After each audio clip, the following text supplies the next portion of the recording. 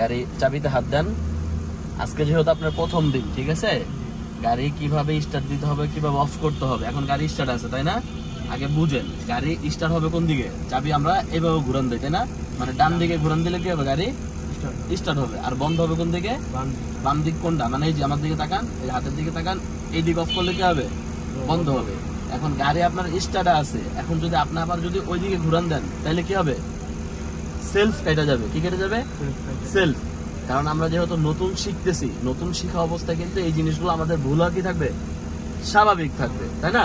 ভুল হওয়াটাই স্বাভাবিক। দেখা গেল আমি ভুলে হয়তো বা ডান দিকে আবার ঘুরান দিয়ে দিলাম, কিন্তু ডান দিকে কিন্তু ভুলেও ঘুরানো যাবে না, মনে থাকবে? তাহলে ঘুরাই দেবো কোন দিকে? বাম দিকে। বাম দিকে ঘুরান দেন। এখন এই যে বন্ধ হয়ে গেছে, ঠিক আছে? এই যে বামে ঘুরান দিলাম, বন্ধ হয়ে গেল। আর ডানে দিলে কি হবে?